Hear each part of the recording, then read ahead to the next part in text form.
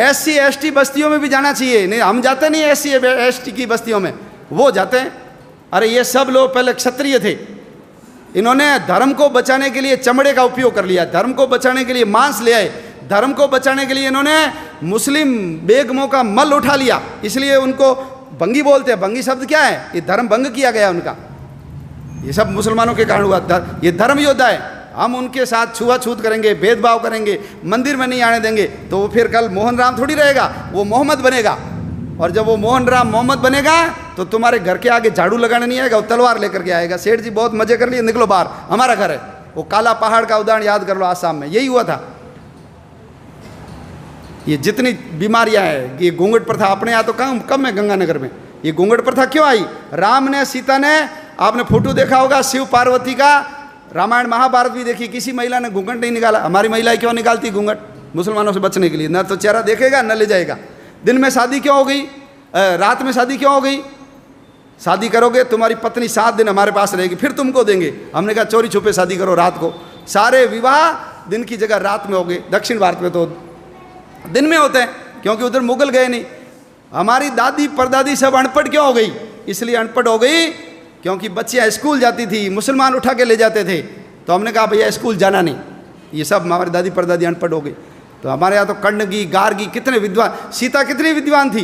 द्रौपदी ने जो सवाल किए उस सवालों का उत्तर भीष्म भी नहीं दे पाया। पढ़ी लिखी थी तब किए ना।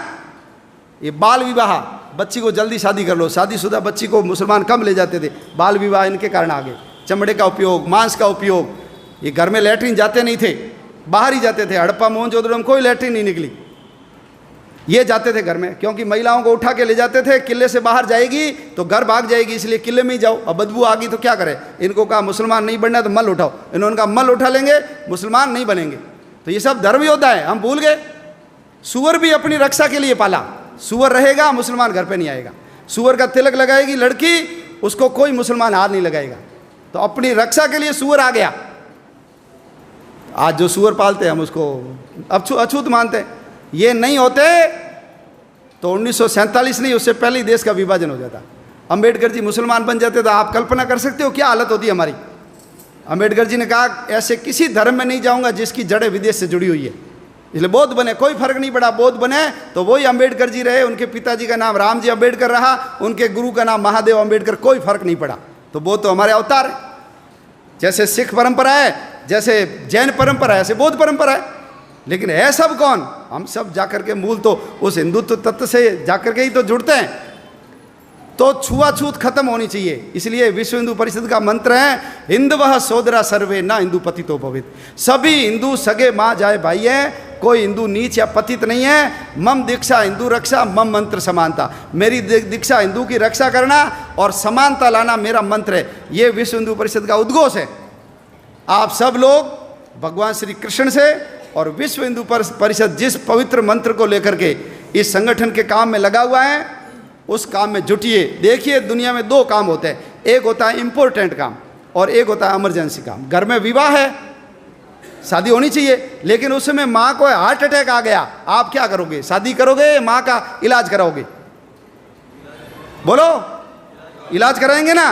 तो ध्यान रखना, यदि हम नहीं रहे तो जैसे जम्मू कश्मीर से हिंदू भाग गया, जैसे इराक से हिंदू को भगा दिया, जैसे अफगानिस्तान से हिंदू को भगा दिया, पाकिस्तान से भगा दिया, नेपाल से भगा दिया, भूटान से भगा दिया, तिब्बत से भगा दिया, उधर म्यांमार से भगा दिया, श्रीलंका से भगा दिया, बाली, जावा, सुमात्रा, इंडोनेशिया, मलेशिया, जावा, ये सब हमारे थे, लेकिन सब के सब चले गए। ध्यान रखना, हमारे गुरु नानक देव जी का जन्म स्थान चला गया। हम हर साल प्रहलाद की पूजा करते हैं। प्रहलाद जन्मा कहाँ, ये हिंदू को पता ही नहीं है। प्रहलाद जन्मा था मुल्तान में, उसका पुराना नाम था मूल स्थान, हमारे हाथ से गया। लाहौर किसने बसाया? भगवान राम के पुत्र लव ने बसाया। लाहौर गया हमारे हाथ से। भरत का पुत्र था तक्ष, उसने बसाया तक्षशिला को, आज तक्षशिला हमारे हाथ में गया।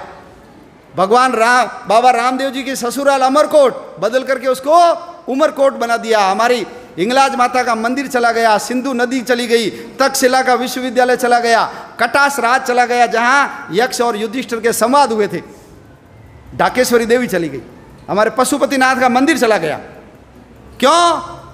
सब लोग, मैं, मेरा परिवार, बस समाज जाए भाड़ में, दुनिया जाए चूल्हे में, हमको कोई लेना देना नहीं, मेरे घर पे आँच नहीं आनी चाहिए। यदि यही करते रहे तो आने वाले समय में और हमारा समाज छोटा होगा और हमारे देश के टुकड़े होंगे।